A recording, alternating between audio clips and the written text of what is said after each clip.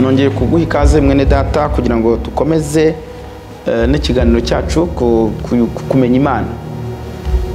Kumenya Imana, Daniyeli igice cya 11 murongo w'itatu kabiri havuga ngo abaca mu isezerano azabayobesha kubashyeshyenga, ariko abantu bazi Imana yabo bazakomera, bakore iby'ubutwari.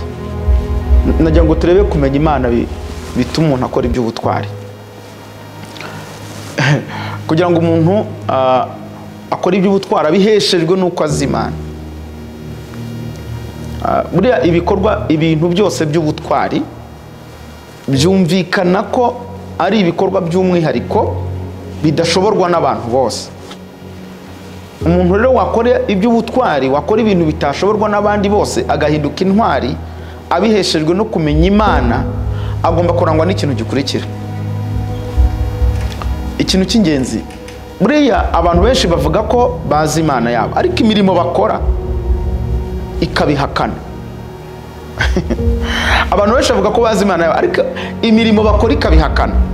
Ni ukuvuga ngo kumenya Imana bituma umuntu akora iby'ubutwari, ni ukumenya Imana bizamuka bikagera ku kigero cyo kuyizera. Mvuze akitwa kwizera kugira ngo nzanemo imbaraga ikomeye ivuga ngo kugira ngo bikugeze kujya mu ngaruka, kwakira ingaruka zizanwa no kumenya Imana. Kuko buriya nta muntu ushobora kuba intwari atarakira ingaruka z'ibyo yanyuzemo byose, akuka kanyuma kakarangira atamenya ibanga. Iyo bigenze gutyo nibwo bavuga ati umuntu yabaye intwari. Kutamenya ibanga mu buzima bwose bw'icyerekezo urimo, hanyuma bikagaragara ko hari abandi byangiye binanira ariko wowe ugakomeza. Hanyuma umuntu ushobora gukora iby'ubutwari abiheshejwe no kumenya Imana ni umuntu ushobora guhagarara mu ngaruka, kwakira ingaruka z'ikigero ariho mu kumenya Imana. Abantu bose bavuga yuko bazi Imana ariko bakaba batahagarara mu ngaruka z'ibyo bayiziho, cyangwa se uko bayizera, baba babeshya. Baba babeshya. Kuko kumenya Imana bituma ukora iby'ubutwari ni uguhagarara muri icyo gikorwa cyo kujya mu ngaruka z'ibyo wizera. Iyo tuvuze ingaruka z'ibyo wizera rero mu buzima n'imibereho humvikana ibintu byinshi, ariko hari ikintu cy'ingenzi nakubwira. Buriya Imana ni umwuka w'ukuri nk'uko twabibonye. Kumenya Imana rero ni ukumenya ukuri. Gukora iby'ubutwari rero ni uguhagarara mu ngaruka za bwa buzima bw'ukuri n'imibereho y'ukuri.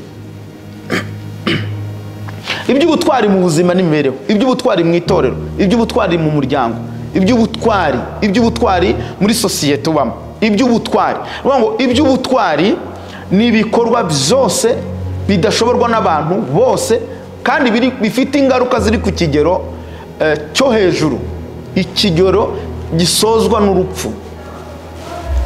Ntabwo iby'ubutwari ari ibintu abantu bavugisha amatama cyangwa bavuga mu makuru birirwa batemberana mu magambo. Oya, iby'ubutwari ni ibikorwa intumwa n'abigishwa bakoze. Bemeye gutanga amaraso yabo, bemera gutanga imibiri yabo, bemera gutanga imbaraga zabo. Kuko Imana yaravuze ko umuntu uyikunda ikeneye ko ayiha umutima. Umutima bivuze ukuri. Imana yari ikeneye ko ayiha imbaraga, bivuze amaboko cyangwa ubutunzi. Imana yavuze ko abantu bagomba gutanga ndetse n'icyitwa ubugingo ni amaraso. Kunisha Uwiteka umutima wawe wose, ubwenge bwawe bwose, icyerekezo n'ibitekerezo n'imigambi, imbaraga zawe zose, imitungo ndetse n'ubugingo bwawe bwose, aricyo bita amaraso. Ntabwo umuntu yavuga ko azi Imana ariko ibyo akora nta butwari burimo. Ntabwo uvuga ngo uzi umumaro w'Imana, uzi agaciro k'Imana, uzi icyo Imana iri cyo, ngo nurangiza uyima amaraso. Nyine uba utayizi nyine. Ku buryo ijambo ry'Imana rivuga ibintu bikomeye. Iyo dusomye Yeremiya igice cya 48 igice cya 48 Yeremiya umurongo waho 48 turi umurongo w'10 haravuga ngo havumwe ukora umurimo w'Uwiteka agononwa, kandi havumwe uwima inkota ye amaraso.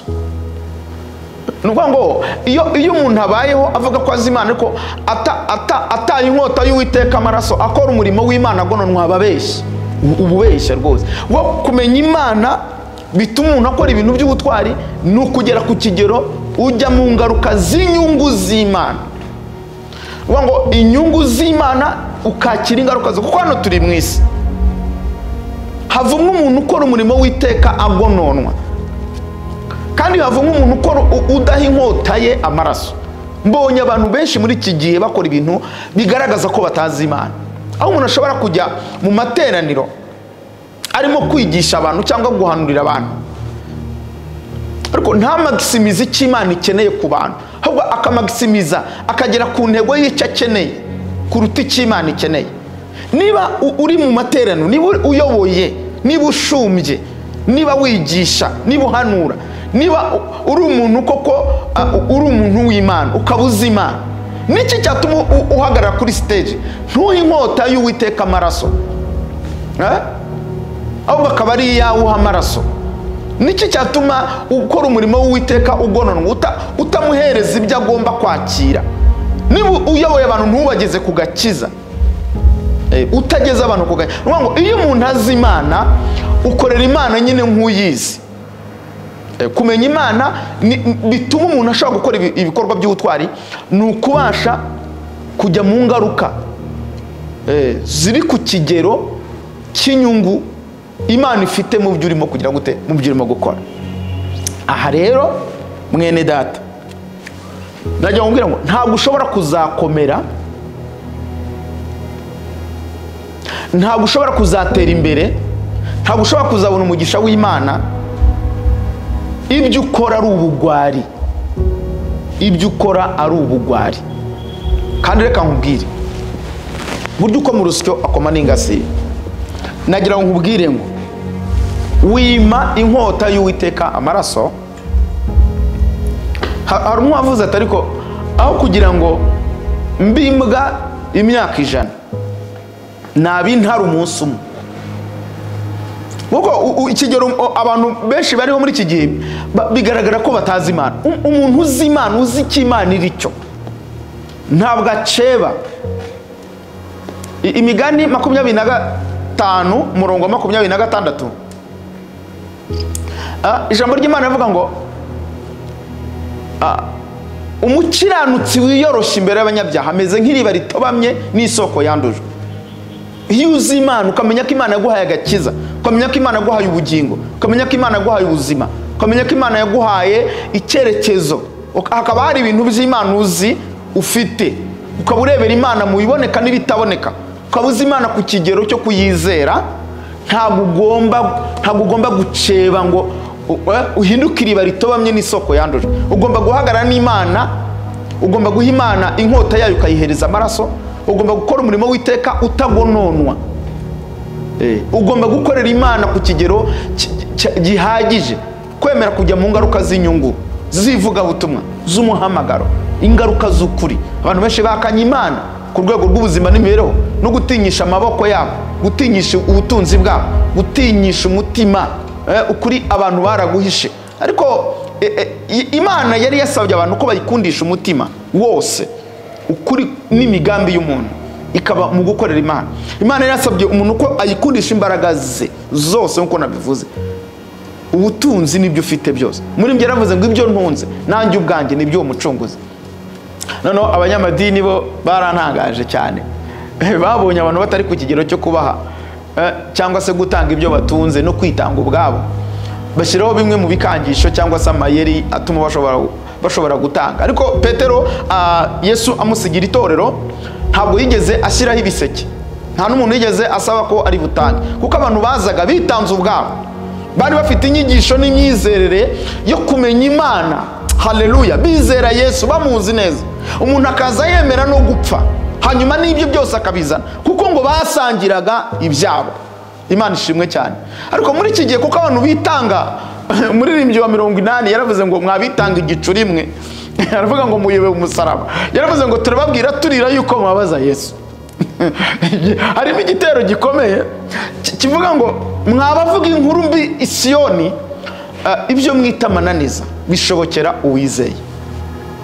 Ni ukuvuga ngo bageze ku kigero babona ko abantu bataza batanze amaraso yabo, batatanze ibitekerezo, batatanze ibyabo, amaboko cyangwa imbaraga ndetse n'ubugingo bwabo, bituma bashyiraho ibiturisho. Ariko ubundi umuntu uzi Imana akwiye kumenya n'ibyo ikeneye, akwiye kumenya n'ibikenewe haba mu rusengero ndetse n'ahandi, agatanga ibye nawe ugakitanga, ugakorera Imana ku kigero udahatirizwa, udatungirwa urutoki, utagononwa, ukora umurimo w'iteka utagononwa. Ibyo urimo ukabikora uzi ko ari Imana ugize gute ukorera Imana uzi.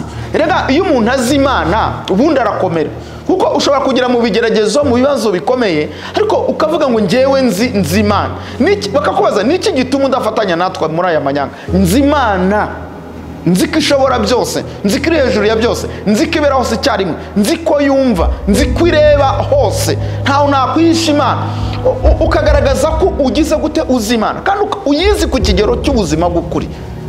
Rega nuko wenda hari byinshi abantu bagiye bajyamo bigahinduka amatiku n'amahane, ariko ubundi kumenya Imana n'ubuzima, umuntu wese akwiye kukubonamo. Umuntu uzi Imana agomba kurangwa n'ibintu bitatu. Icyambere ngiye gusorezaho ni ukuba wowe ubwawe wiyumva ko hari isano ufitanye n'Imana. Ibi bikagaragazwa n'ubuzima bw'umwuka wera muri wowe, kuyoborwa, kumenyeshwa, gushobozwa, gukomangwa, guhishurirwa n'umwuka wera w'Imana, kugira kamere y'Imana muri wowe, ukagira urukundo, ibyishimo ku giti cyawe, amahoro, kugwa neza, guca bugufi, kwihangana, kwirinda n'ibindi. Uko wumva muri wowe harimo ubwo buzima, cyane cyane amahoro, bituma ugira ikimenyetso cyukumvisha ko uzi Imana kuko ubanye nayo by'umwihariko muri wowe. Ibyo bigatuma ugira ikintu cya kabiri gikomeye cyitwa kugira impano za mwuka wera, ugakora ibyo abantu batakora, ukumva ibyo abantu batakumva, kuko turi ku cyitwa ubutwari. Hanyuma ugakora ibyo batakora, batashobora, umuryango wanyu utashobora, amaraso y'wanyu atashobora. Nkuko Petero yakijije abarwayi, akazura abapfuye, agakora ibitangaza, bene wabo bagasanga ibyo bintu iwabo nta n'umuganga wigeze uhaba, cyangwa se ni abantu batameze gutyo, bakabona ko ari gukora ibintu bivuye mu ijuru. Iyo rero uteye intambwe ya kabiri, uba ugeze ku kigero cyo gukora iby'ubutwari. Intambwe ya nyuma ya gatatu, ugomba kugera ku kigero wera imbuto zo mu ijuru. Muri Yeremiya 48 muzagakiza yaravuze ngo kubw'imvura n'izuba byo mu ijuru, haleluya, shobora kwera imbuto Imana ishaka. Imvura n'izuba byo mu ijuru. Kugira ngo ubashe gukora iby'ubutwari, ugomba kubanza ukimenyaho ko Imana uyizi, ubibwiwe nuko ufite umwuka wera, ubimenyetso by'urukundo, by'amahoro, by'ibyishimo, mu bimenyetso byo kwirinda no kwihangana muri wowe, wiyumvamo ubwo bubasha, wiyumvamo ayo mahoro, wiyumvamo ubwo buzima, kandi ugatera intambwe yo kumva impinduka zo mu mwuka, gukoreshwa n'Imana ibidashobokera abantu. Ugatera intambwe ya gatatu yo kwera imbuto, ku buryo ukurebye ku ruhande avuga ati uyu muntu ko azi Imana, kuko biragaragara ko ibyo akora, ibyo avuga, imyitwarire ye iragaragaza ko hari ubundi buzima afite, hari indi myitozo, hari ahandi hantu aba, hari izindi briefing afite zituma abasha guhagarara muri ubu buryo. Imana igushoboze cyane. Kumenya Imana biguhesha kuba intwari, kugira ibikorwa by'ubutwari bingana, haleluya, no kujya mu ngaruka z'Uwiteka z'inyungu ze. Naho ibindi byose abantu babamo ni ukubeshya no kwibeshya.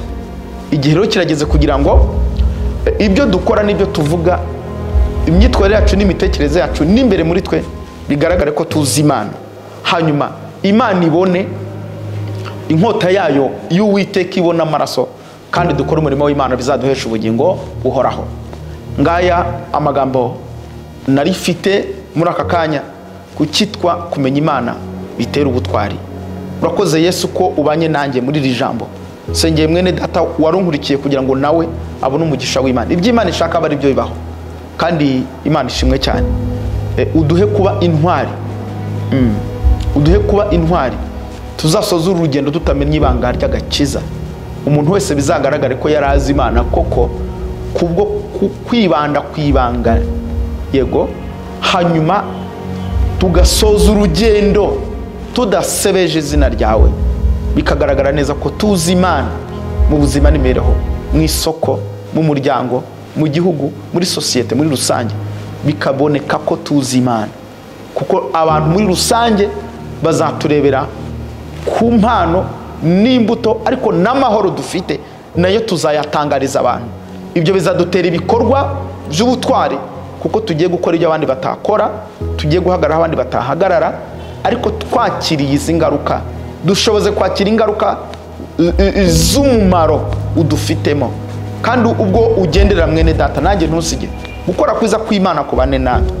Haleluya. Kandi uturinde gusa n'ab'iki gihe, ahubwo duhe guhinduka rwose tugize imitima mishya, kugira ngo tubashe gukora ibintu byiza bishimwa kandi bitunganye rwose. Urakoze kuri Imana ishobora byose, nta kirogoye imigambi yawe. Icyubahiro gikomeze guharirwa Imana Data wa twese, mu izina ryiza ry'umucunguzi wacu Yesu. Amina.